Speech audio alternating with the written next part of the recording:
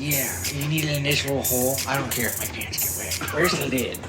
Welcome in to Keep It About Ball, bitch. Just a splash. Shitbag lizard people. Bro's QB2 is Aiden O'Connell. Bucks on Peyton. Actually, when you add up the pick value, when you crunch numbers, who the fuck's Jennifer? All right, and welcome into CBR, a sports podcast by Zach, Brady, and Reed. We talk about the Kansas City Royals, NBA, NFL, and fantasy football, mostly in reference to our Dynasty League, Hillary Duff's Prime, but also in reference to the War Machine division of the Scott Fish Bowl, which we are participating in. I'm Zach, the Z and the Zebra, here, of course, with my pals and partners, Brady, the B of our initials, and the softest of ours, my guy, Reed. What's up, fellas? What's up? The softest of How are you guys? I'm great. I'm glad to be here. Yes, sir. Doing wonderful. The softest of Absolutely. I love that. All right. Yes, sir. Well, let's get right into the show before we get canceled. Tonight, we're going to go over our Scott Fish Bowl team. After we do that, we're going to go over or get into our next installment of our countdown of all 32 NFL franchises. We're going to go all the way up through number 9, and then we'll finish up with the number 8 or the top 8 on the next episode. But before we do any of that, please make sure you go smash the like and subscribe buttons wherever you're listening to us from. Drop that 5-star review on Apple Podcasts to help us grow, please. Okay, so to start, I'll read who we got on the roster for the listeners, and then Brady and Reed can let me know what they think about the team, and I will defend myself or glaze myself if they think it's a good draft. So with this roster, keep in mind the weird scoring. QBs are not penalized, for bad play. It's also 1 point per 50 passing yards. For running backs, it's half PPR with a .25 bonus per rushing attempt. Tight ends are a 1.5 PPR, and all return yards count for are 1 point per 5 yards. So with that said, our team at quarterback, we have Jalen Hurts, Tua Tagovailoa, and drumroll, Daniel motherfucking Jones with the 11-11 pick. Let's fucking go.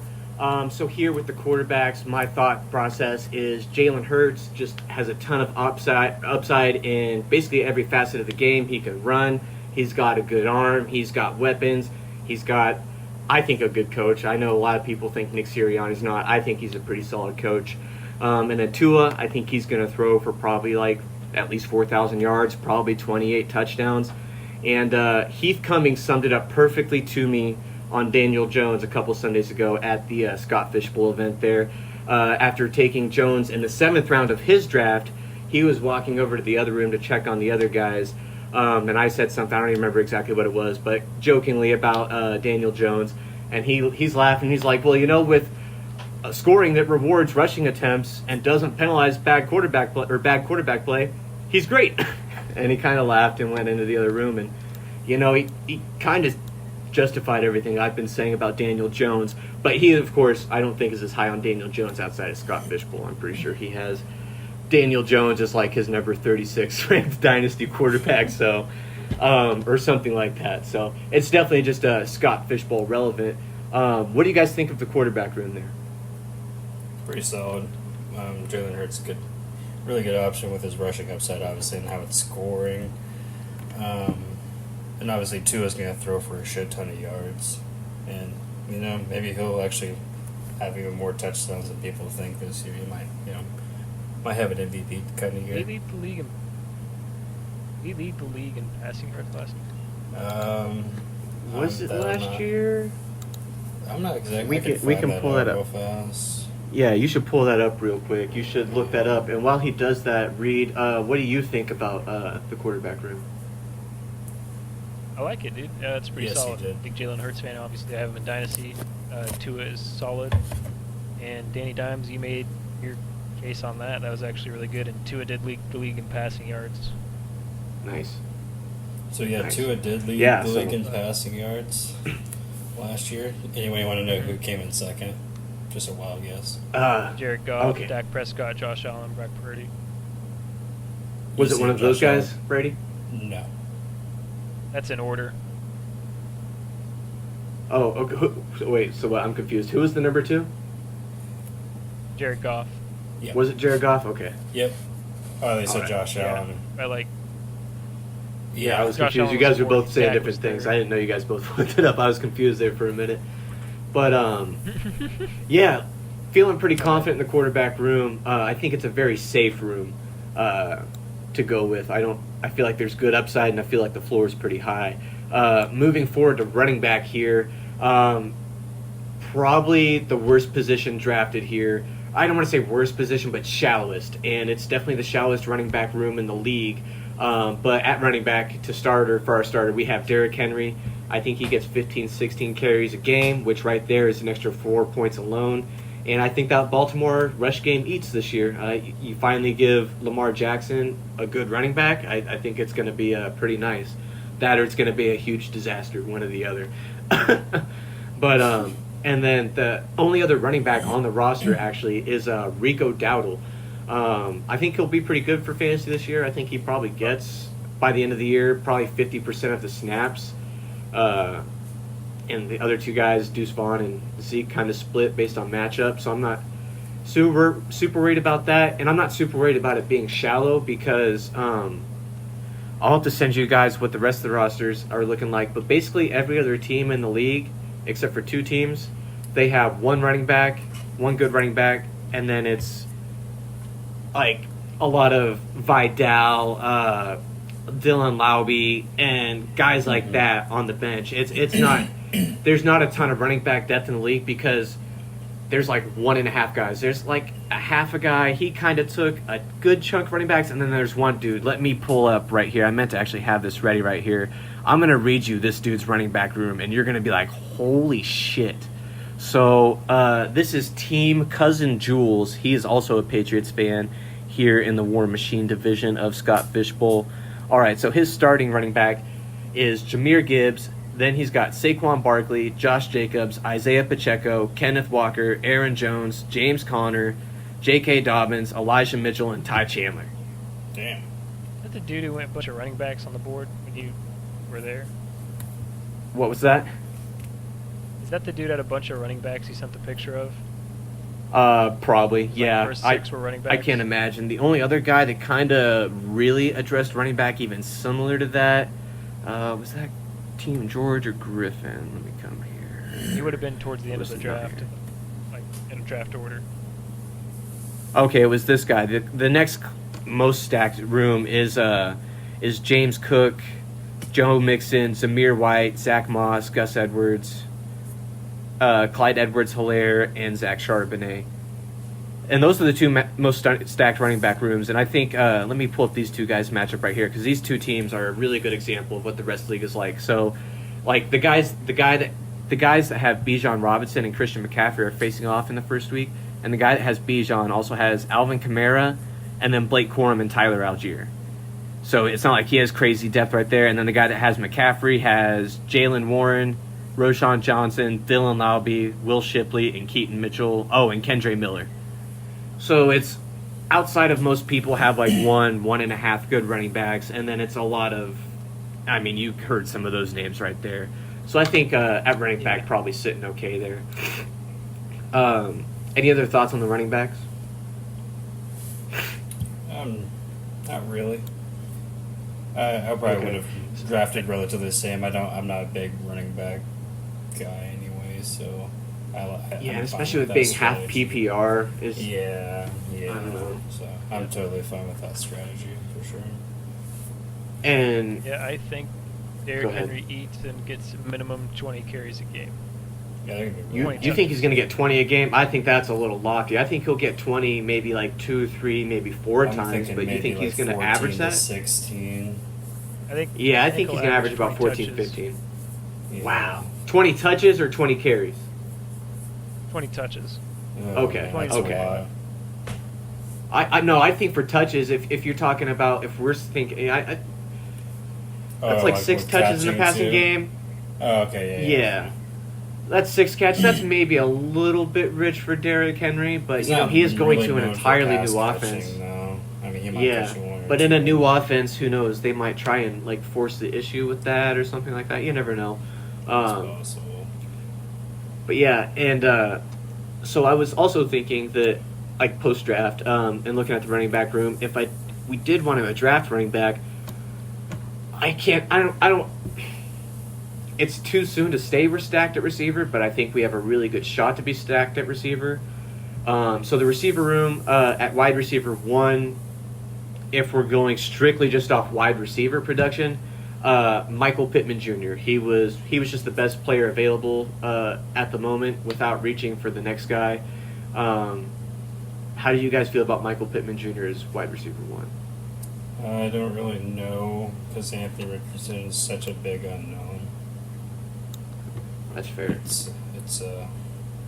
I mean, obviously Richardson is talented, but he was really raw in college, and then he played 4 games and then got hurt last year. So we really just don't know. Like if Richardson's not that dude, then it's gonna be who's their backup.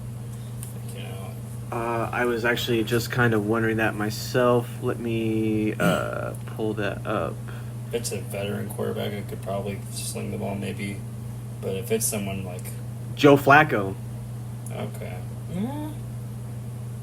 I guess it's good insurance, Flacco can sling it still. Yeah. I mean, he's old, he might get hurt, but yeah. He can support a number 1 receiver. I think so. You saw that. And he can support a couple of top end targets. He was kind of doing that there towards the end of the year with Cleveland last year. Hopefully their O-line's good. Because that dude I feel like they've got who is I know it? Quentin Nelson, that left guard's nasty. Yeah, I'm that's sure who it is. That's who I was thinking of. But I'm not I know they got sure. someone that's elite on there. Yeah, he's a beast, dude. But probably one of the best linemen in the league. But outside of that, I'm absolutely. not sure about. But yeah. I mean, I think it's a safe. But if Cooper Kupp can stay healthy, I think he'd be pushed for wide receiver 1 production. Even with Okay. in the Well, we do lineup. have Cooper Kupp on here. He was actually, I think, the 3rd receiver drafted on here. The second one was actually Rashid Shaheed. So I am, if you listen to this podcast, a known Shaheed guy. I have him in Dynasty. He's my dude. I'm a big Rashid Shaheed guy. I think he's really good. In this format last year, he was the number 6 overall receiver per game and the number 18 overall player per game last year in this format. So now he's going to have an opportunity to return even more yards per game. And if you think about it, just like off kick returns, like if he's getting just, let's say last year as opposed to getting, you maybe get 1 or 2 kick returns a game, he's probably going to have like 3 or 4 or 5. And if each of those are at least 10 yards long, that's an extra, 6 points, like 5-6 points a game. So I feel like he's going to be really nasty in this league because I don't think he's moving away from the return work. The Saints aren't talented enough to sacrifice the advantage that he gives them on special teams. And I don't think he gets a huge uptick in targets, but I think he gets a little bit of an uptick in targets. I hate to say it, but I think Reed's dude, A.T. Perry, probably, I don't think he gets a crazy uptick in targets, but I think he gets a slight increase as well, too. And honestly, I don't think Chris Olave is going to be quite all the hype. I don't think he's going to be bad, but I don't think he's going to be as good as maybe, I don't know, just some people might think he's going to be. I think Rashid Shaheed. Huh? I mean, still perennial 1,000-yard receiver. But Yeah, but some people, and not you, I know you have him on your team, but some people look at Chris Olave with like wide receiver 1. No. Like I just hear about it in drafts, just like. And going into last year, I think that was maybe okay because he was getting the quarterback upgrade and you saw the potential there. So I think that was fair. But going into this year, I don't think it's all right. I don't think you should expect like wide receiver 1 production out of him. And I know you don't, but I think a lot of people do. They think, oh, well, Chris Olave taking another step forward. I just don't see really why he takes a step forward. Like in a league, like in a whole league, wide receiver 1 production? That's a little lofty expectations. Yeah, I think like I think if fantasy he's wise, I don't hovering- think he's top 12. I think if he's hovering around top 10, top 12, that's really solid. Top 15. You think he'll be like top 10, top 12 PPR? PPR, if Derek Carr can bounce back, it's very possible. It's very possible. Okay, yeah, I I'll think give he- you I that think if Derek Carr I has a think good year, I'm yeah. But that's a big if. Realistically, what do you finish 16 last year? I think he can be like 15th. You know, upside. Well, he was of, 16 top. last year? I think so. I'd have to double check. But if he, you know, Yeah, if he gets a, I'm on Sleeper right now. I'll look at that. okay, if he can get a better production, yeah, he was wide receiver 16 last year. Yeah, if he can get a little bit better In our production, league? there's no reason. Yeah, there's no reason he shouldn't. Are you going overall or per game? Player rank in 23, number 16 wide receiver, 48 overall. Mine says Well, he's it says- 22 for 2023. Season average stats. That's Yeah, That's 16.1 points per game. But I will say ahead of him right there is Jalen Darden, who played one game. So automatically I'm moving him up to 21 because that guy doesn't count. He just had one relevant game. Yeah, the rest of these guys are all legit. Oh, I'm still over in Scott Fishbowl. yeah. That's why dude. I'm looking at that. He was 16 in Scott Fishbowl. Okay, or he was 20 in Scott Fishbowl. My bad. Okay. Yeah. 16. So over in our league, yeah, he's probably 16. That makes a lot more Yeah, sense. so Okay. if he can get a little bit I better thought that was production out weird. of Derek Carr, he should have around top 12, maybe top 10 if Derek Carr can bounce back. But I expect a top 15 receiver right around there, which is solid. You know, and I have DK. I think DK's, that's if you think he's going to be top 15, I think that's wide receiver 1 in fantasy. Yeah, We're pretty he's- close to he's it. Borderline to it, yeah. He's borderline. And then DK, I think, honestly, I think people are sleeping on him. I think he's going to have a really good year this year. Not to get too off topic, but yeah. No, you're Just fine. with a I different think DK offense. stays Wide solid. receiver 1. He's just so consistent, man. And if you got an offensive coach now, like, I got high expectations for him this year. Absolutely. All right. Well, going forward with these receivers here, though, we do have Cooper Kupp, as I mentioned a little bit ago. I'm with Brady. I think he's got wide receiver 1 upside if everyone's healthy there. Hollywood Brown, I think he's got crazy upside, especially if Rashee Rice is suspended for any time. That Which he's I going to think be he going should nuts. be. I'm pretty sure. Should be, at least. I would count on it at some point during the year. Yeah. And then after that, we got Calvin Ridley, who I think is going to be really good. A lot of people sleep on him, but there was like 8 touchdowns last year that like an inch off or just went off his hands. I think he bounces back from that, gets back into form. And I think Will Levis gets a little better. I'm not saying he's going to be good or going to be great, but I think he'll be able to be a serviceable like wide receiver 3 or 4. And then after that, went doubled up on Bills receivers, Curtis Samuel and Khalil Shakur. I figured one of these guys is at least going to be really good as far as production-wise, and Yeah. at the very least, both are going to be relevant, you know? So there's a lot of vacated targets in Buffalo, and Dalton Kincaid's not going to take all of them. I know I agree with everyone that he's probably going to be the guy there this year, and he's You going got to Keon see Coleman, a big too, coming uptick. in, too. Yeah, I'm not super high on him, and I've heard a lot of stuff coming out that he's still got a lot to work on. He's still got he's not quite ready. Yeah. So I think they're going to lead on the veteran guys and maybe go with him like a 3 or 4. And I'm not selling my Justin Shorter stock yet. Got him on that taxi squad, big body dude. So- And I just want to clear out. I know at one point on the show I did say that he was a 1st-round pick. I was mistaken there. He was a 6th-round pick, but I still got my stock in him. So Fair enough. Go ahead, Reed. sell your Justin Shorter stock. Bad stock. What's that? brother. It's bad stock. That's funny. Sell it. Pushing forward here before we go to break. We also had Tyler Boyd and Rondale Moore. I think Rondale Moore's got a little upside. Tyler Boyd, it's kind of fuck it. That's a flyer. We'll see what happens. And then the last 2 receivers on the roster are Braxton Berrios and Charlie Jones, strictly for their return value. Berrios averaged more points per game last year in this format than all the receivers we talked about, except for Ridley, Brown, Kupp, Shaheed, and Pittman. So I guess really just Samuel, Shakur, and Cooks. Oh, I didn't say I had Brandon Cooks. We got Brandon Cooks on there too. Yeah, Maybe I did say that's, that. But yeah, that's the receivers, and then a tight end. Tight end is Dallas Goedert.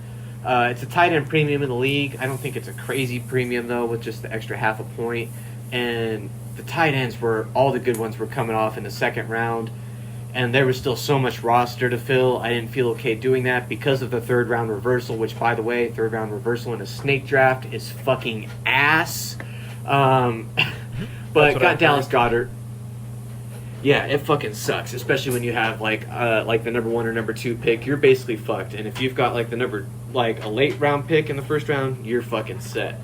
But at tight end, the back, we got Dallas Goedert. He was the number 11 last year in this format. I think if he's healthy all year, he'll be like 7 to 8 this year. The backups, I think, might make you guys laugh a little bit. It is Hayden Hurst and Donald Parham. But for me, when I look at the Chargers, I see a good quarterback with no talent around him. You're counting on a second-round receiver to be the lead target in that offense. That's a hard pass for me. Hayden Hurst is by far... DJ Chark Jr. Huh? What's that? DJ Chark Jr. is there. I think they We don't drafted talk Todd about that. McConkey too, didn't they? Yeah, that's what I'm saying, is I'm not counting on That's what he a said, second-round second pick to be the Yeah. number 1 receiver Yeah. and to be the guy to keep them be a good team. Hayden Hurst is the most experienced and proven pass catcher on this team, which says a lot. And then, of course, there's Parham, and I think if he's able to steal that job or if Hurst gets hurt, I think either way Parham has the red zone role and is going to be a huge red zone threat. But if that role becomes available or just ends up being his, I think he'll be a monster because I think Herbert probably leans on the tight ends this year. Lab Sweet. McConkey's going to lead that team in targets. You've heard it here first. All right, you should tweet it out. He's going to eat. He's going to eat. Yeah. Tweet it out. That's all I can say. Put it on. That needs to be your new pin tweet because the Ivan Pace Jr. is going to win Defensive Player of the Year, Rookie of the Year. It did not come true. Nope. Haters going to hate. I'm not hating. It just didn't come true, and it's still your pin tweet. I'm talking about the voters, brother. Happened. What's that? Talking about the voters. You said you're talking about the Chargers. Oh, okay. All right. Well, do you guys have anything to add or any thoughts on this roster, on this Scott Fishbowl roster here? I don't think so. My only thing is you should have drafted Lab McConkey. He was too rich for my blood, man. He was going in like the 4th and 5th round. That's too much for me. But that is high. Yeah. I'll have to look up. I'll look that up on our break, and I'll let you know what that was when we come back in. But that was the Scott Fishbowl roster, and we will be right back with our countdown of NFL franchises.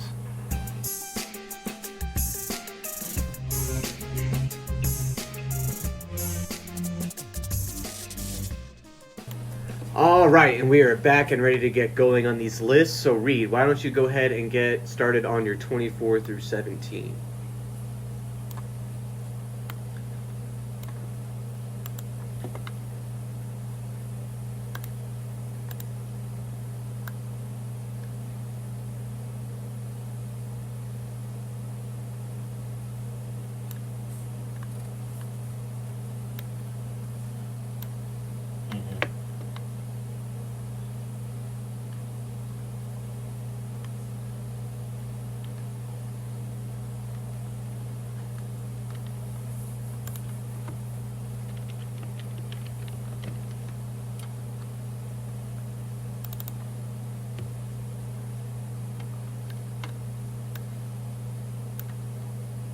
Fair.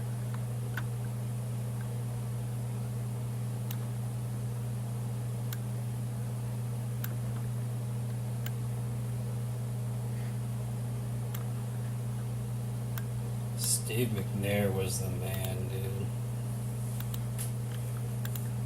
Yeah.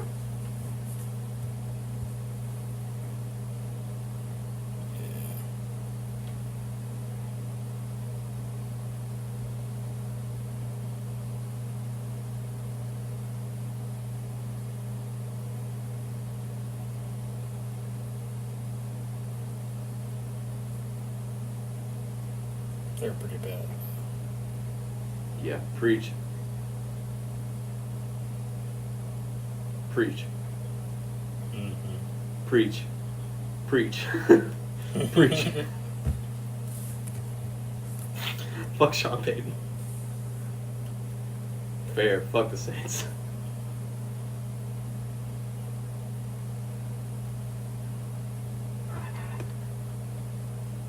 Okay. Okay.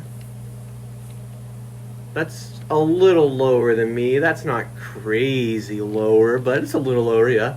I don't think that's much of a reach. They've never won a Super Bowl, have they? No. Yeah.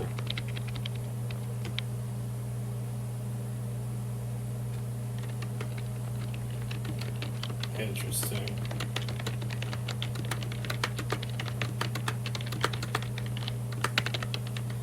I take issue with that. Not exactly where they're at, but like the fact that you named them before Chicago. Go ahead. Uh-oh. Dissension in the ranks. Lord. Now go ahead. Go. No, go ahead. Yeah, keep going. Keep going. Did you already list Chicago? We'll steal your Vikings card later. What'd you say, Brady? Did you already list Chicago before Minnesota? Wild. Oof. Oof. Wild. All right, Reed. What number are you at? Based off one Super Bowl.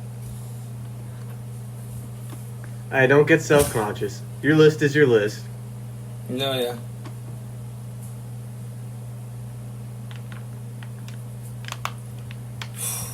Go ahead. Just say what you say what you got to say about the Vikings.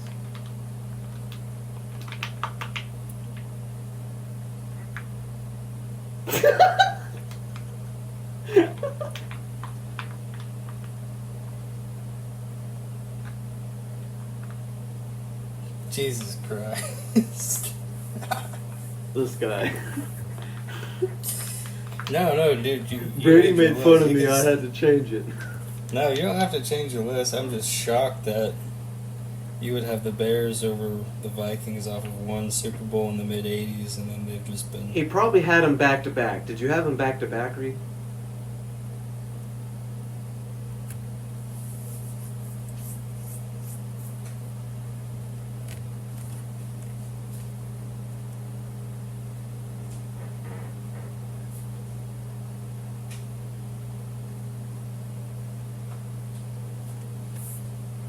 Well, you know what? No, that sounds like you did it right, and you were honest about it. You set your fandom aside, and yeah, fuck it.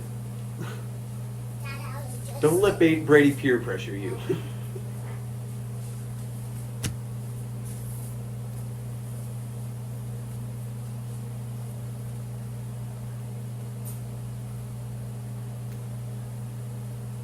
Yeah, I hear you.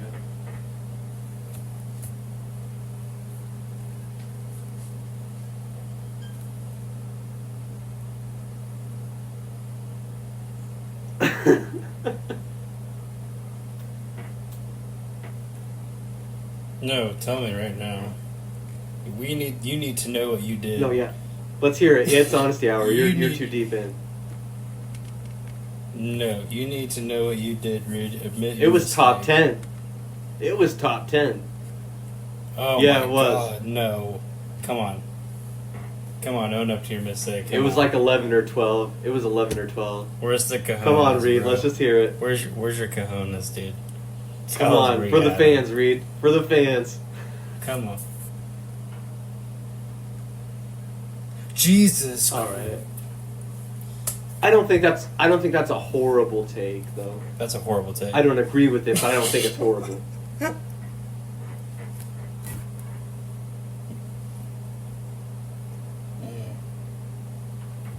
Oh man.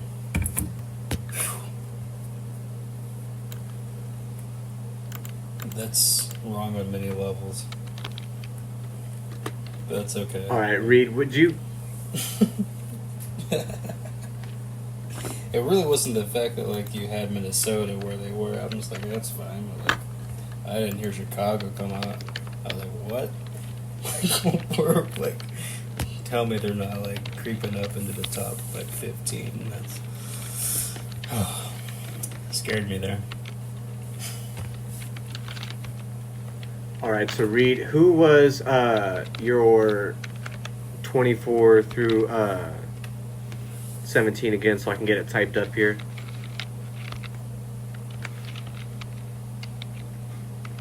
Okay.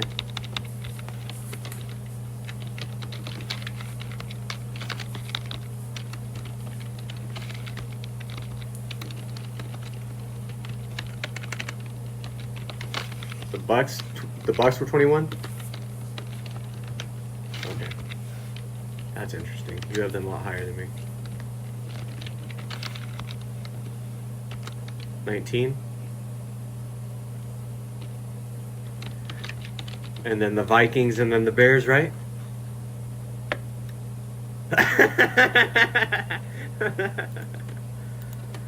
All right. Well, I guess my take on your list would be I pretty much there with you on the Chargers. The Jets, I'm slightly higher on. Titans, I actually have the Jets and the Titans back to back. That's actually crazy. And I also have the Titans above the Jets. So that's cool. But yeah, you're high on the Bucks and the Saints. I think you're too high on the Saints. I think you gave them too much credit for the Drew Brees years. And then other than that, I think it's I think your list is actually pretty solid, but I think you're way too high on the Saints.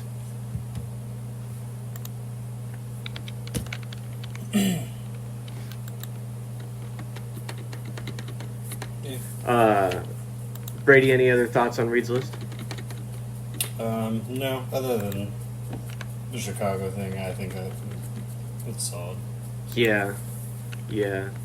Vikings fandom in question for real.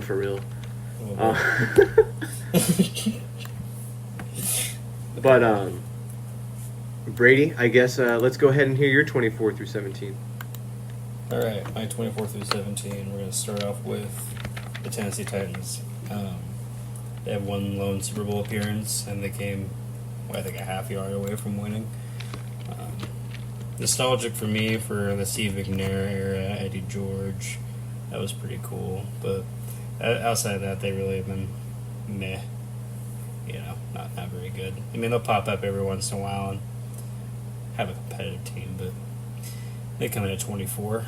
Coming at 23 is New Orleans, and I would probably have them lower if they did win the Super Bowl, but that Super Bowl is kind of tainted to me. I think they fucking cheated, but that's a whole other topic to get into, so yeah.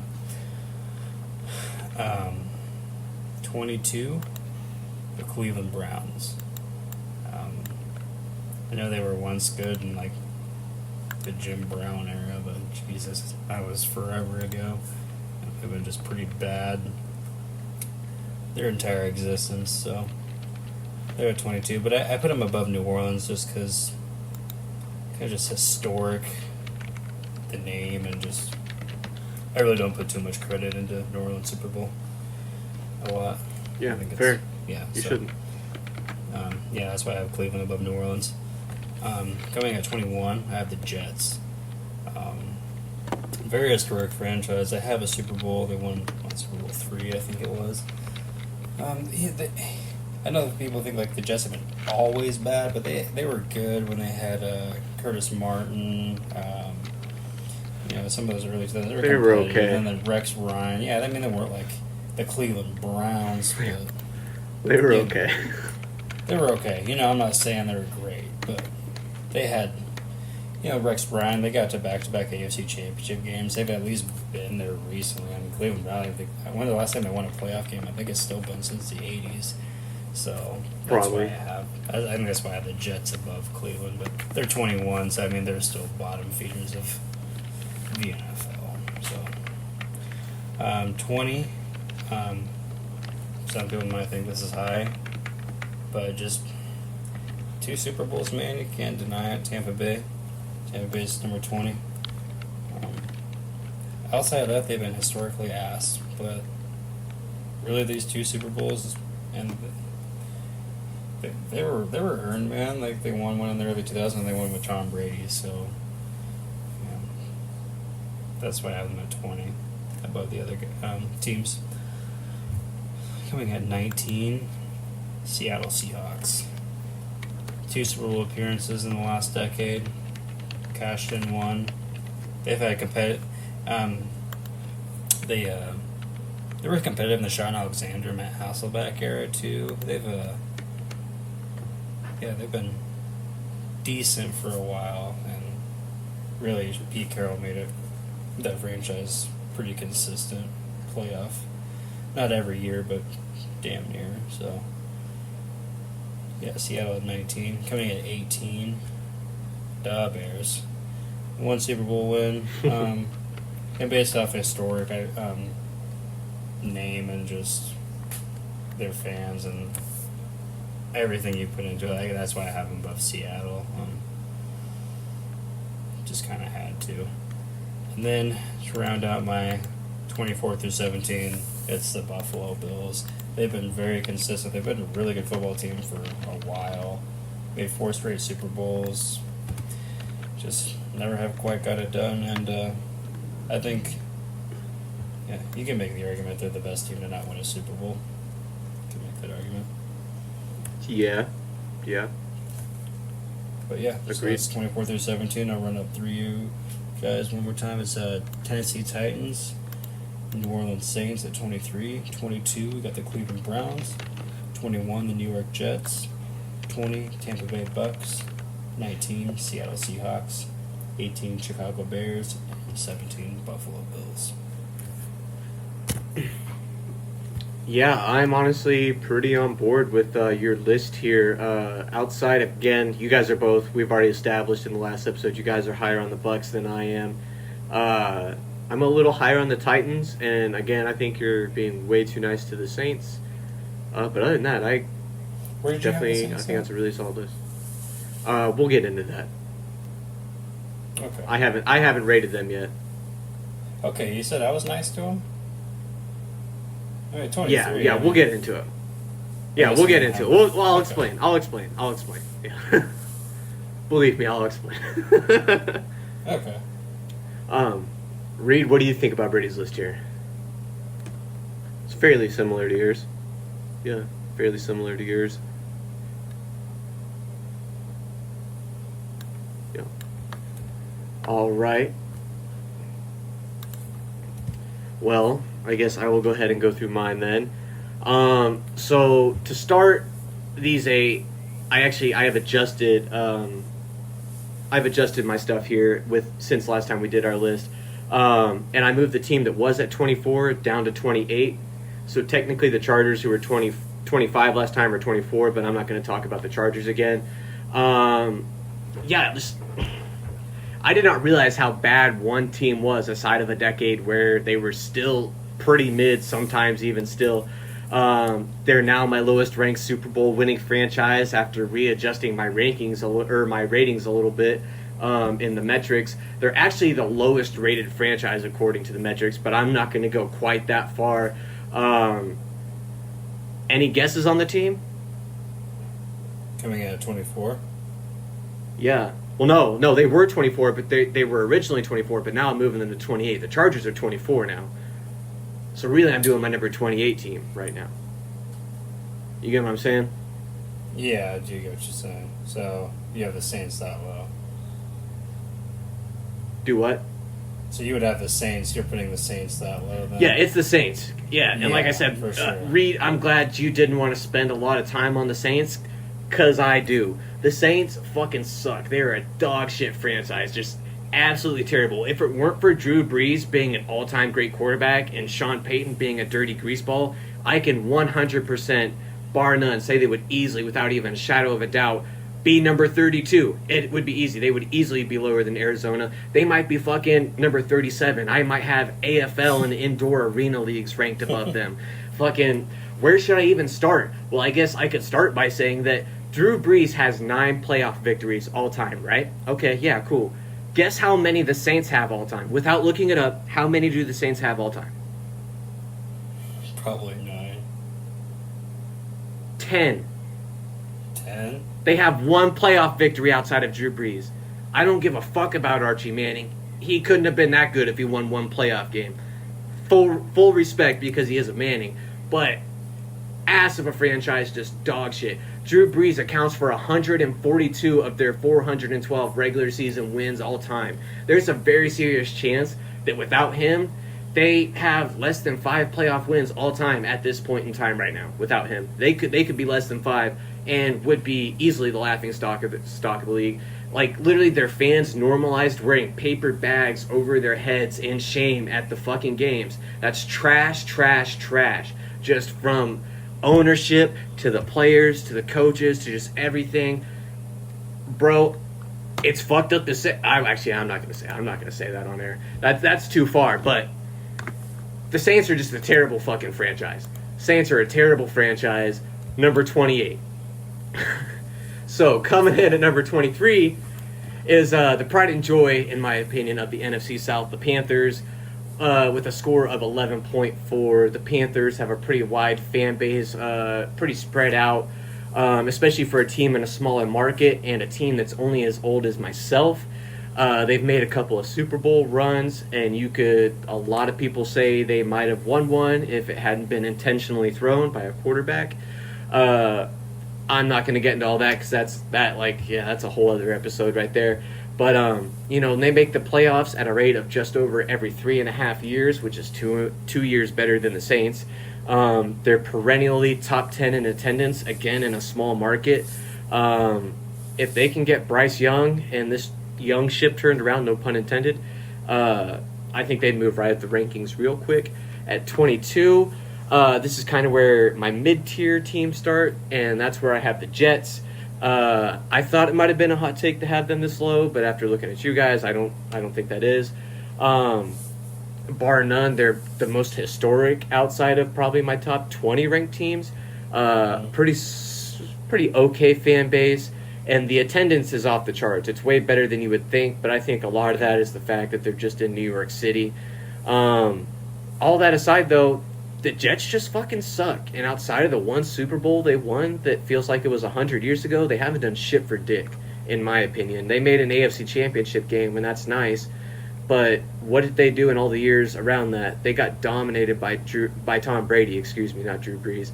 And the one year they made that AFC Championship run, if I'm not mistaken, that was the year Tom missed the year and that Matt Castle was starting. So not really putting a lot into that.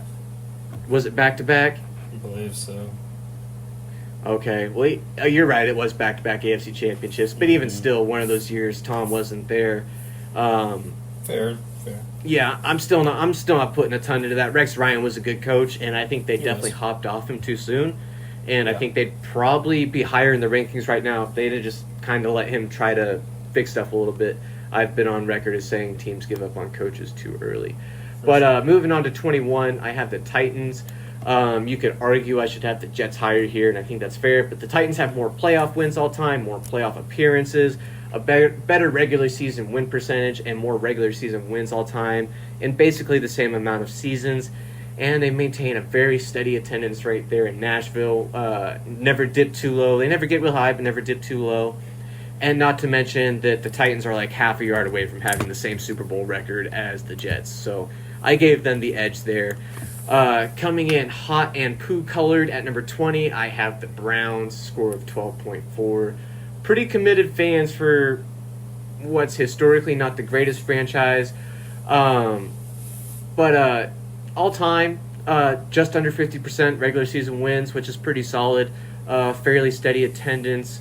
Better ownership, not just now, but over time, would have the Browns probably a lot higher in my rankings. At 19, I have a score of 12.7. The Seattle Seahawks, been to the Super Bowl. They've won a Super Bowl, in 3 tries, and even recently added to their history, not just with the Super Bowl, but in my opinion, the Legion of Boom is the kind of thing, a historic defense like that is the kind of thing that really builds a history for an organization. You look at organizations like the Bears, Reed's favorite team apparently, and just the kind of things that make them historic. It's just, you think about their legendary defenses back in the day. You think about the Steelers' legendary defenses. Most of the all-time great teams have a legendary defense at some point in their history. Not that I think Seattle's one of the all-time greats, but they do have that legendary defense, which I think is cool and good for them. But yeah, pretty solid fans, good attendance. They're back and forth with the Chiefs for loudest stadium, so they got that going for them. At number 18, also with a score of 12.7, I gave the edge to the Bills here.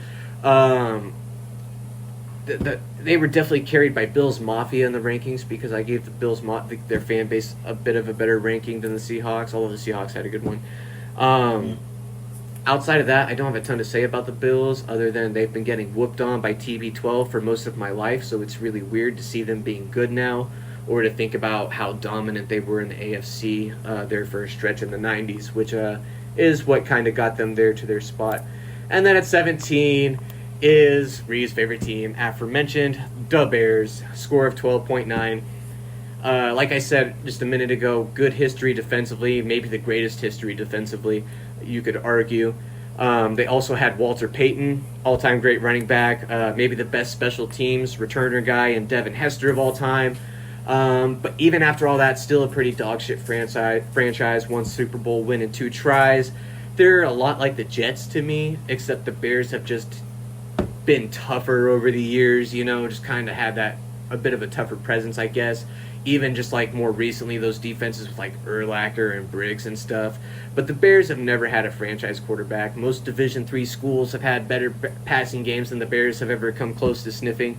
And attendance isn't great in Chicago, but also I don't really blame them because why would you risk your life to go get shot in 12-degree weather with -1 degree wind chill to watch your dog shit team lose the most boring game you've ever watched, 9-6. I don't like the colors of their uniforms either. I think it's just really ugly. They're just an ugly team to watch. They're not entertaining. They're not fun, and just not a good franchise. If we were ranking these teams purely on opinion and how we like them, I'd be right with the two of you guys and having these guys in the bottom 4 of my rankings. I guess except for Reed, because he'd probably have them like number 1. But that is my 24 through 17. What do you guys think of that list right there? Pretty similar to mine, just a little. The Bears. Oh, Bears.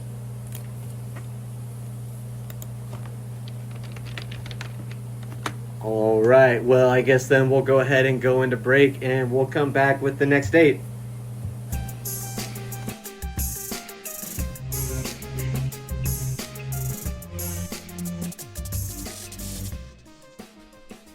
All right, and we are back with the next 8 in our NFL franchise rankings. Brady, why don't you go ahead and start this round? All right. So 16 through 9.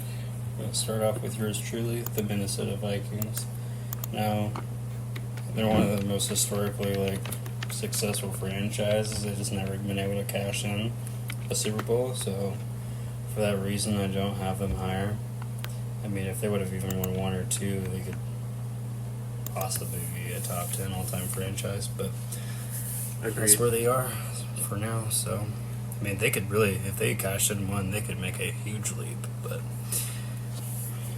well, maybe in my lifetime. But, yep, Minnesota at 16. Coming in at 15, the LA Rams made a couple Super Bowls at St. Louis, or 1 Super Bowl at St. Louis. Wow. They win one in St. Louis? Yeah, they did. Yeah. With Kurt Warner. And then they made 2. Kurt Warner didn't win the Super Bowl. He won that. They made 2. I don't think he won one there, did he? Yeah, he did. The greatest show on turf. Yeah. In 1999, they beat the Titans. Yeah. That's the team that beat the Titans. Yeah, they won 99 and then they lost to the Patriots in 01. So they made 2. And then they won another one as LA. And I want to say they also made an appearance in the 80s too. But yeah, they've gone to multiple Super Bowls. Let's not forget about Isaac Bruce. Yeah, no, that's the greatest show on territorial whole. Isaac Bruce, Marshall Falk. Yeah. Dude, that was a nasty team, dude. And also that, like you said, as a Legion of Boom, that's a greatest show on turf right there. That's still one of up there the most Yeah. historic franchise or offenses in league history. Yeah. So Absolutely. Marshall Falk. Yeah, they're So the Rams coming in at 15. Go to 14. It was close between the Rams and Philly, but I gave the edge to Philly.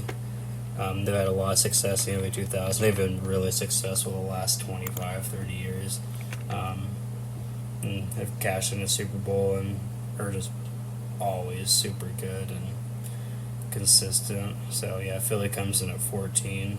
I fucking hate the Eagles, but yeah, that's where they are now. And then 13, Indianapolis Colts. They won the Super Bowl. And if we're going off of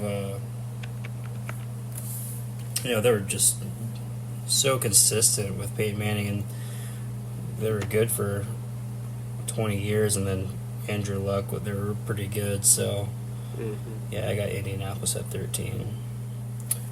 12, obviously, it hasn't been as recent success for them, but the Washington, I'll say Redskins, the Commanders. As you should. They have 3 Super Bowls. Here it is canceled. And they were, up until, even the early 2000s, they were decent. They've just been kind of ass, since. But, yeah, they were a problem in the 80s and 90s for sure. Absolutely. Coming in at 11, historically, I have them this high because of what they did, and that's the Miami Dolphins.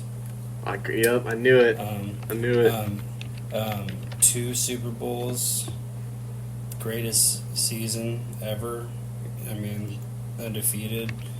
And then obviously Dan Marino era, they were always good. They didn't cash in the Super Bowl, but they were always good. Then they've been kind of, relatively bad for the last decade and a half, 2 decades. But just off of they have out of all the AFC East teams, they always gave the Patriots the most fits. I always thought. Yeah, they definitely did. I fucking hated when we had to play the Dolphins. And just the Dolphins name, man. Especially in Miami. Yeah, dude. They have their stadium set for a reason where they get super hot on the away sidelines while the home team's just kind of more in the shade, so they're getting dehydrated and shit. But yeah, the Dolphins, man, they're just a historic franchise. One of the, when you're thinking of one of the most historic franchises, that they're one of the few teams that come to mind, in my opinion. So yeah, I agree. So coming in at 10, Baltimore Ravens. Okay. Dude, they are really just always good. They won a Super Bowl in 2000. They won a Super Bowl in 2012. They're always contending for AFC North divisional championships. And they've been just super consistent with John Harbaugh the last, has been 15 years? Yeah. Something like that. He's been there. Gosh, it's crazy how long he's been there when you actually think about it. Yeah, they're just one of the... Yeah. They're like the modern day, I wouldn't say modern day Steelers, because they won 4 Super Bowls, but they're just as consistent and always in the playoffs and always competing, Looking at their winning percentage, they have one of the better winning percentages off of the short time they've been a franchise. Yeah, it's pretty impressive. And if you want to go back to just Baltimore Colts too, if you want to add that in, which I kind of did because it's Baltimore, I mean, you could argue them higher, but that's where we have. Is that the same franchise that turned into the Ravens, or did you just do it because it was the same city? Pretty much just from. Because wouldn't it still be the Colts franchise? Yeah, well, no, Baltimore. Because didn't the Baltimore Colts go to become the Indianapolis Colts? That's a good question. I know the Cleveland Browns turned into the Baltimore Ravens, and then Cleveland Browns just went and recreated themselves in '99 again. I'd have to go back and look, but yeah, Baltimore at 10 for me. Just always good. They're never bad. Cashing a couple Super Bowls in the last 2 decades. And they're right there, dude. They were there in the AFC Championship last year. I mean, they're always contenders, it seems. So, yeah. can fight me on it, but I have them at 10. And maybe, I don't think this is a shocker. I'm not afraid to say this. Coming at 9, it's the Raiders, man. One of the most historic franchises of all time. They won a couple Super Bowls. Yeah. Just The Raiders. and they moved, and obviously moved a few times from city to city, from LA to Oakland to Vegas, and obviously, in our lifetime they've been kind of, bad, but historically, man, the Raiders are one of the greatest franchises in NFL history. They have, like you said, been bad for most of our lifetime. Although I will say, my very first true football memory is actually being out at Reed's old house as a kid. It was the Tampa Bay. It was the Bucks versus Raiders Super Bowl, and I remember, of course, so Reed's the friend. He's cool, whatever. His family's cool because we get to, he's got the cool house, whatever. They're all cheering for the Raiders, and my mom's cheering for the Bucks. And of course, I'm just always rooted against the teams that my mom roots for. I just always have. So of course, I just naturally go with the Raiders, and that's my first football memory, is cheering for the Raiders super, super hard. Even before I knew who the Patriots even were, I was like, "Go Raiders!" Blah blah blah blah blah. Man. Like, I guess when we're. But then, of course, really they've been good. pretty. They've had a couple of okay seasons since, but haven't been good. But as far as your list goes, I actually think it's really solid. I also have the Redskins and Dolphins back to back. You have the Ravens a bit higher than me, but I don't think the case for them at 10 is crazy at all, and I think it's fair. It's higher than I would have gone, but I don't think it's outlandish at I think all. that's my hottest take on my list, probably. Really? I mean, yeah. I mean, I would call. Not quite hot, but a pretty warm take. yeah.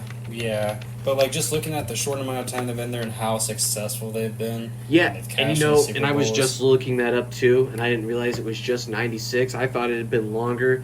Maybe if I'd actually had that, I'd probably had them higher. Yeah, dude. And actually, even looking at it here, I might actually adjust it Yeah, here. dude. Got a franchise, A little won bit a on the Super fly, Bowl in we'll see. 4 years as a franchise. That's fucking crazy. Who's number 8? My number 9? I haven't got to 8. We're the bottom 8 will be for now. Oh yeah, we're not doing it. Sorry. Yeah, Vegas, the Raiders coming in. We're not here trying to get spoilers. Yeah, so I'll just repeat my list so for the audience here. But yeah, 16, the Minnesota Vikings, 15, LA Rams, 14, the Philadelphia Eagles, 13, Indianapolis Colts, 12, the Washington Redskins, Commanders, 11, Miami Dolphins, 10, Baltimore Ravens, and the Raiders at 9. Yeah, I think that's pretty solid. You're also, I will just say one last thing, is you are a little higher on the Raiders than I am. Okay, But fair. that's fair. I didn't think I was low on the Raiders, so I don't think you're out of pocket with yours. Reed, do you want to go next? Oh yeah. Oh yeah. Okay. Let's see. Number 16. Seattle Seahawks. Followed up, and my list is actually pretty similar to Brady's, kinda somewhat. Number. A little higher on Seattle, but yeah. I'm not going to fight you at them at Yeah. 16. Next up, I think it's the only one we had. I think we might have a couple of the same. I had the Rams at 15. Mm-hmm. Have the Colts at 14. Where you have Philly, I have the Commanders at 13. I have the Philadelphia Eagles at 12. A little higher on them than you are. Mm-hmm. And then Dolphins at 11 is the same as you. I actually have the Denver Broncos at number 10. Okay. Okay. Interesting. Wow. Now that's a hot Wow. take. Yeah, that's a hot take. Okay. I mean, not Yeah, crazy, so- but that's crazy. Yeah. Yeah, Yeah. I mean, they're Who do you firmly got at obviously 9? my 8, But I mean, top Yeah, 10 they-'s they're fine. in that's my not- 8. They're They're at at 10, you said, for you? Yeah. That's not terrible. That's not terrible. I mean, it's a little lower for me, but that's, you know. Yeah. I did not expect to hear the Broncos there. It's not. I guess it's not too far from where I have them. I just did not Right. expect to hear the Broncos Yeah, at all same. tonight. That was just a shocker. Yeah, me either. I thought Yeah, they would be in well- everyone's top 8. Yeah, you heard it here first. And at number 9 is the Raiders. Okay. Okay, that's interesting. All right, so I agree. I actually have a pretty similar list. I mean, kind of to you guys right here so far. But what made you put the Raiders ahead of the Broncos? That's what I'm curious too.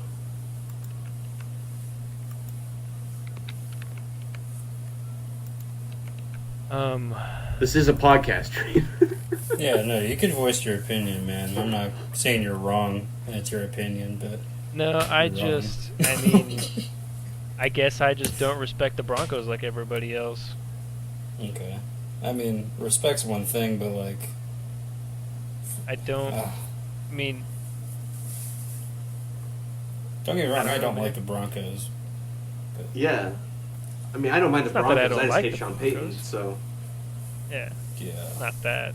There's that's fair. 10. I mean, okay. Alright. Well, then, I guess I will go ahead and jump into my 24 here. Let me scroll back up. Yander.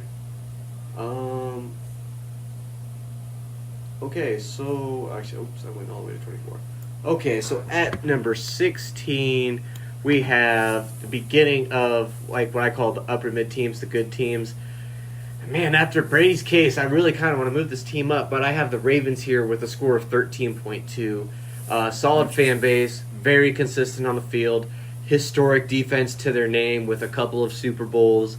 And I even had typed up here, they definitely stand to move into the top 10 with Harbaugh and Jackson there, and that they're currently tied with the Packers for best regular season win percentage all time at 57%.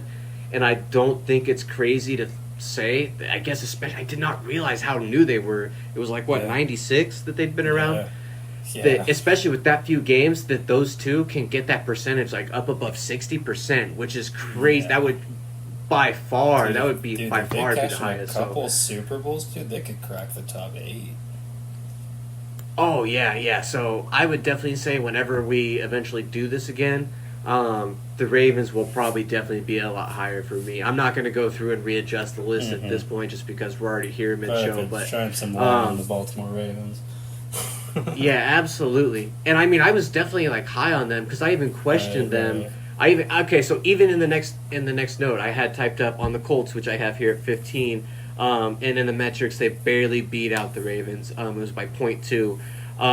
They got 2 Super Bowls in 4 tries, 53 win percent all time, which is also really fucking good. Good fan base. Attendance isn't great, but I don't think attendance is good for anything in Indianapolis. Playoff wins It's a and basketball appearances. state anyway. Yeah, and I have noted in here that it was playoff wins and appearances. Let me go over here and look at that and see what each of them have that lifted them over the Ravens for me. So, that's the attendance rankings. Where's the other? Okay, here we go. So, all time, the Ravens for playoff wins and appearances. Go again, I didn't realize how time difference. The Ravens are at playoff wins 16 in 15 appearances, which is pretty solid. And then the Colts have 23 wins and 29 appearances, which isn't as good of a percentage. And I'll just go ahead and move the Ravens ahead of the Colts here for sure. No disrespect to the Colts, because I do have them on here as a pretty solid franchise. They are. Yeah, I'll go ahead and move the Ravens ahead of them. I'm not going to move them ahead of number 14, though, which is the Raiders for me, with a score of 13.3. Okay. Lots of good and bad history here. 3 chips and 5 tries, which is nice. A very spread out and passionate fan base. Emphasis on the passionate. I don't dislike the Davis family, but just them being smarter owners, especially in Al's later years, would have the Raiders top 10 for me and maybe flirting with the top 5 because they've got a lot of good history to them. It's just a lot of bad history really weighs them down. The dog shit attendance in Oakland would have helped too, but also if I lived in Oakland, I probably wouldn't go to the games or just like outside in general. So I don't really. Yeah, so I don't really care about that as far as the attendance goes because they do it up like the football stadiums. I don't really factor that much into that part. No, but either way, just cheap. And I guess as like ranking it like the team, I guess if you're looking at it, you're right from that point. Yeah, just Oh, did I hit something? Oh, accidentally muted myself. For you guys, anyways. At least it won't mute the recording. But just not that great at ownership. But despite that, somehow find ways to be really good every once in a while. And plus John Madden. No need to explain too much on that. Then at number 13, I had the Vikings with a score of 14. Now, I do want to say that the next two teams above them actually had a lower score in my metrics, but I didn't really feel comfortable putting them ahead of the Vikings. And that's not a shot at you guys, and I don't want to take a shot at you guys with anything I want to say in this. So I just want to throw that out there. But this is where I broke the metrics on it. And while being one of the more steady franchises in the league, and they are, just a lack of postseason success is what really keeps them outside the top 10 for me. Lost all 4 tries in the Super Bowl. 21 wins and 31 playoff appearances isn't very good. Pretty solid fan base, but honestly, the attendance is pretty bad. They've been averaged 21st in attendance, so just not very good. Even their best year, and since 2010, they finished 16th in attendance. And they've got some history, but I feel like a lot of it's it's not very mainstream. Like when a lot of people think of like NFL history, not that the Vikings don't have it, but I just don't think they think like about like historic Vikings team. I think when people think about like NFL history, they think about like the Steelers and the Cowboys and the Packers and stuff like that. And that's not, like I said. Do what? I think that Purple People Eaters have still one of the historically most dominant defenses in the 70s. I mean, they were consistently. I've never heard of that.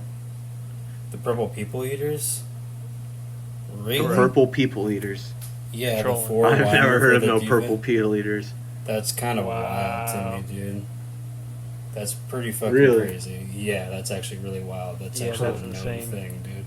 Yeah, they have like I think still to this day like one of the like most dominant defenses of all time. Like 71 or 72 season. Like it's fucking ridiculous. Like like they have like I think 4 of their like 5 linemen like on that team. Like when you count up sacks of all time, I think they're all in the top 10. Like it's ridiculous, dude. Hall of Famers across that line. Purple People Eaters, are you kidding? Bro, you should be ashamed of yourself. No, I'm not kidding. So what I will say is I'm not going to argue with you guys that they're a historically great defense because from everything you just said, that's GOAT type shit. You got them higher on. But I think it just, but I think it just kind of serves my point that while they do have a lot of history, it's just not very mainstream because I've never heard of that. I've never heard ESPN talk about it. I bet if you went and asked a bunch of casual football fans if they've ever heard of the Purple People Eaters that were the Vikings in the 70s, I don't think a lot of people are going to say they've heard of that. And I think that's probably more of a, like, you know it because you're a fan or because you're either, like, a football aficionado kind of thing. I don't think that's going to be, like, a mainstream thing. But that's, again, that's, like, I don't want any of this to be a slight of the Vikings because I have them number 13. I have them higher than both you guys. So, no, like, sure. So again, I'm not trying to shit on the Vikings here. No, definitely not. The only thing I disagree with is that mainstream Purple People Eaters, because that's like one of the most historically known defenses of NFL history. Like that's definitely mainstream, bro. But to agree to disagree. We'll get maybe here at the end of the show we'll set up a poll or something. Well, actually, How would you word that poll? How would we post that on Twitter? Are Purple Eaters a historically known? I don't know how you would word that exactly, but guaranteed. I just feel like, and I feel like when most people think of like historic teams and historic defenses, they think of, especially when it comes to defenses, they think of the Bears, they think of the Steelers. I don't really know who else off tone, but I think that's like who the first two teams that come to people's mind, just because those two teams have always been like historically defensively good. Is kind of what I'm trying to say. Okay, here's a list of top 5 all-time defenses. Like some people have 2000 Baltimore Ravens, 85 Bears, 76 Steelers, and the 71 Vikings comes to mind. On just on these lists, like they. What website is that? This one was. Oh, let me find that shit. This one's the sources from across. So let me find another one. That's an actual legit list here. You said the 71? 71 Vikings, yeah. Okay. I'm pulling up another list. It's coming at 6, 69. The 1969 defense from the Vikings came in at 6 on this list. Yeah, that was a 69 defense. A lot of people. There's a different list, but they, let's see another list if they made this one. Yep, another 69 Vikings coming at 6. Like, one of the best defenses. Like, they were dominant for a solid decade. Right, but who's writing those lists though? It's people that know about football and stuff. Like I said though, like casual, like people that are just tuning into ESPN. Report. Like I don't know, man. I don't really think like to like a casual fan that those are like that's who like people think of when they think of like a historic defense. Personally, like when you bring up historic defense, I don't think that's the first one that comes to mind. Maybe it does come to mind at some point. Not the first one, but to say they're not okay. historically well known, bro, that's crazy to me. But okay, so what have they done historically defensively outside of those two teams? Have you had are there any? I guess I sounded a little antagonistic when I asked that. I didn't mean that antagonistically, but like outside of that, like. I mean, they had the number one historically, defense are they in a defensive 2017. Team? Yeah. I mean, always had good defensive linemen. Really, like I don't know, man. I just really hung their hat on defenses most of their existence. I think you're looking at it with a Minnesota bias, man. In my opinion, I just feel like as outside of Minnesota, looking outside as a fan, not of the Vikings, I guess. When I think of historic teams historically good with defense, I don't think the Vikings, and I don't think.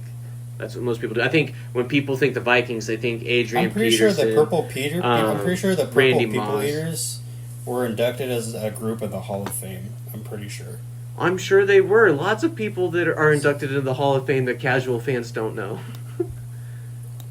It's crazy, and like you're saying they're not mainstream, bro. They're fucking. It's a Hall of Fame. I don't think it's like.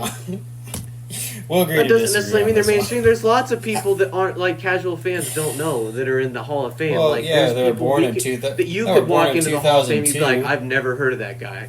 They were born in 2002. I guarantee it. They're casuals, yeah, I guess. But if you're not like an actual fan, that's what I'm saying. As not a Vikings fan or a passionate like football historian aficionado type of person, so the casuals you're not going to instantly correlate the like Vikings with defense. Chiefs is games what I'm in saying. The playoffs, pretty much is what you're saying. Like fans that tune into just the playoffs and the Super Bowl, like those kind of fans. I don't even count them as fans at all. No, just like people who they don't like follow it crazy. They just turn the game on a Sunday, watch it, be like, wow, that guy's really good. And then they tune out, and then they watch. That's a casual fan. That's what it is. Yeah, those aren't. Not everyone's a diehard. That is absolutely it is. No, those aren't fans. Those are just hard disagree there. To melt their brains. Like they're not real fans. They're just there to watch something to entertain themselves for a couple hours. They're not real fans. Well, I mean, isn't that why you're watching it? Because you love football and it's entertaining to you, and you want to watch football for a couple hours. But I'm actually passionate to give a shit though. They're just there to have something on the television. They don't really. That doesn't mean just because they're not as passionate about you doesn't mean they're not a fan. That's like saying just because someone isn't as passionate about Nirvana as you doesn't mean they're not a fan. Just because they like 8 songs as opposed to liking 4 albums. Fucking thing. That's a no. Nah, I mean, kind of, but not really when you think about it. Like But I mean, it's the historically same from kind of concept, though. Like, just because turning they on- don't follow all the stats and they don't know every player on the team doesn't mean they're not a fan. They might not have time to do that. They might just have time to watch the games on Sundays and then tune out. I very Yeah, hardly I very can't hardly disagree with I you. can't stand to talk. I football watched with, maybe like, 2 football games total all year, and that was like 8 games divided I into can't bunches. stand to talk football with those kind of fans because I have not a fucking clue what's going on. Oh, they're pretty good season. They're Well, yeah, throwing the football. that's No, not who I'm you're not going to here do a talk about podcast with fucking- or anything. No, dude, those are Yeah, that's fucking not who you fake-ass talk fans. sport. Like, yeah, but that doesn't mean they're not a fan of the team. I think that's way too harsh. But anyways, getting back on track here to the list. At number 12, this is where I have the start of the good tier of franchises. And here I have the Dolphins with a score of 13.5, which was half a point lower than the Vikings. But again, one of the most historic QBs all time, Dan Marino, even though I don't like the dude. They got a One of the couple greatest chips and coaches, 5 too. appearances. So Shula, the 55% coach, regular season wins all time. What's that? Don Shula? Was it Yeah, you're yeah. right. All-time he was, coach, like, one of the- absolutely. yeah, one of the best coaches ever. And that 55% regular season all time is kind of why I did the. Are you Just crazy Like, how question a little bad bit? they I don't did, remember too. exactly what I said when you were talking about the Dolphins, Mhm. but just pretty solid in the regular season. I'm sure some of that's got to do with Dan Marino being real dominant there for a while too. But solid Oh, fan yeah. base, pretty stretched out. Not very good attendance, but that's honestly. Nothing in Miami sports wise is known for its attendance. Like a lot of Miami fans are known Yeah, for they're casuals when they for walked sure. out of that Heat game early. Yeah, they don't give a fuck. Mhm. Like I'll No, agree those with you are there. one of the Those aren't worst. fans in Miami. I'll agree with you on that one. Miami doesn't Yeah, give a fuck. Those are the kind They are those- there those just are for something Those are cool the to do. fans I'm talking about. That is I will agree with you on those kind of Those- fans. Yeah, that they just go to the those game are the to post fans on I'm Instagram talking type about. shit. That yeah, I agree with you. I'll agree with you. But the person They that aren't tunes in fans. every week and just watches the game, I can still That's consider what that I'm a fan just talking because they about. don't follow the Those team. kind of fans. No, like no. if you just tune in and watch the game, I Exactly. think, and you're watching it, I think that's it. But I'm talking, no. I think then we're on a different page right now because what I was just talking about was like the people that like, oh, I just wanted to go to the game for the clout, like in Miami, because look at me, I'm courtside at the Heat, Instagram, Snapchat, all this and that. I can't name a fucking player on the team. I haven't watched a game all year. That's where I was agreeing with you with like At those least I'm those showing people. up to Yeah, the game. those aren't fans. Yeah, that's yeah. I agree with you I'm on just those kind of stirring the people. pot. Yeah, I'm sure you are. Moving on, number 11.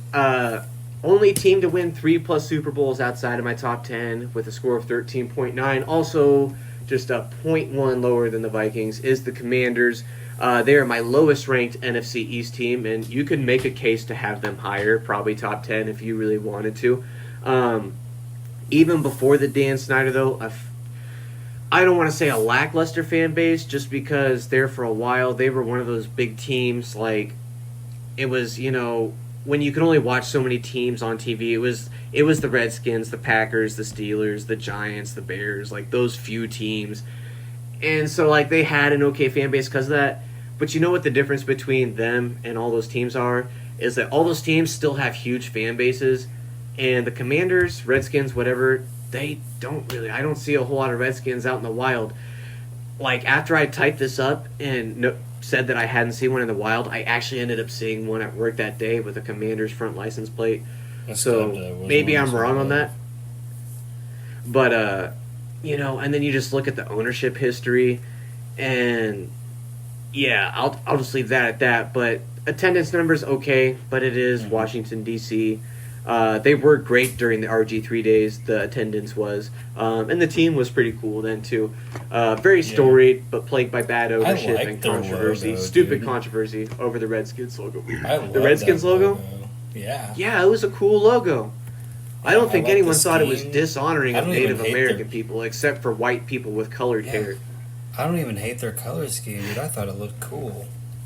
I thought it looked, with the logo and everything, I thought it was really awesome. Like the early 2000s and before they obviously changed it up. Like, I really liked the scheme. I mean, some people don't think so, but I didn't hate it. I thought, like, RG3 especially made it look cool.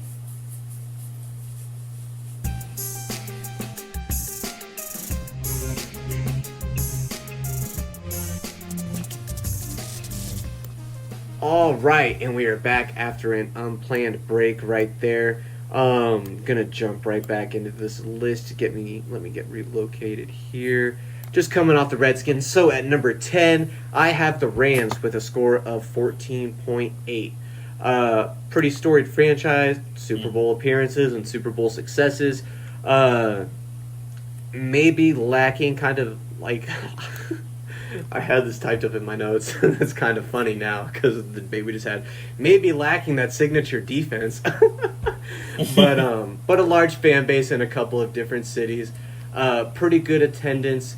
The attendance started kind of slow in LA, but has really picked up a lot. Again, that is LA, but not a ton to say on the Rams. Just a good all around franchise.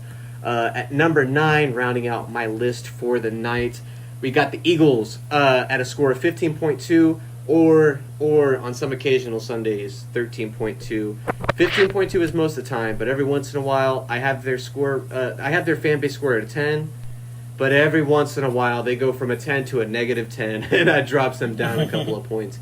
But for the most part, Philly fans crack me up, and as a Boston fan, like, game recognizes game, you know? So, beyond that, though, on a serious note, they stay top 14 in attendance year after year, over 50% regular season win rate, Super Bowl victory to their name, along with quite a few appearances. Pretty storied franchise as a whole, and the last of, like, my good tier before my great tier franchises start. And that is my 24 through 29, so I'll just run through that real quick. That was the Saints. Or no, excuse me, not the Saints. The Chargers. Now the Chargers. What's originally the Saints. Now the Chargers. Number 28, the Saints. Number 24, the Chargers. 23, the Panthers. Then the Jets. Titans at 21. Number 20, the Browns. Then the Seahawks. Then I got the Bills at 18. Number 17 is the Bears. Number 16, got the Ravens. Number 15, the Colts. 14, the Raiders. 13, the Vikings. Then the Dolphins. Then the Redskins. Then to start the top 10 is the Rams. And at number 9 is the Eagles. Do you guys have, I guess, outside of the debate we already got into, any, like, is there any hot takes here or anything like that? I think you're too high on the Eagles because they were really bad, like, before, like, the late 90s, like, and just historically in the 80s too. Yeah. But, you know, I'm not going to high. fight too hard on it, but I think you're a little high on the Eagles. Philadelphia Eagles. They've been really You good had them recently. at 14. Reed had them at 12. Yeah. I mean, yeah, I guess a little higher, yeah. Yeah, I mean, I'm That's not fair. going to, like, say it's a terrible take, but I think you're just a little high on them. But other than that, it's not a bad list, so pretty close to Okay. what we have, so Agreed. yeah. Yeah. Agreed. Well, you guys got anything else you want to add for tonight, or you want to keep going and knock out the last 8? Or should we save those for another night? Let's save the 8 for, Yeah. another one that would be like a Okay. special, like breaking down All the right, most yeah, let's make it historic special, yeah. franchise in the last days. Yeah, because there's probably going to be some significant debate on Some here. We're debate, probably too. going to have to maybe find a different way to go through them so that we're not all spoiling them at one time. Because then if we go through one, we're probably going to end up spoiling our own, responding to another kind of thing, you know? Yeah. I don't know. Maybe I'm overthinking that. I don't know. We'll see. But I suppose if that is it for you guys, that is it for us tonight. Make sure you follow us on Twitter at ZBR Sports. If you want more reads, you can follow him at MINN_sportsfan, at Brady Feldkamp for more of Brady, and at Zach Got That Dog for more of myself. We'll be back soon to wrap up our franchise rankings and start diving into this upcoming NFL season, which is a lot closer than you might think. But until then, this is ZBR Sports. See you guys. See ya. Peace. Shitbag lizard people. Bro's QB2 is Aiden O'Connell. Bucks on Peyton. Actually, when you add up the pick value, when you crunch the numbers, who the fuck's Jonathan?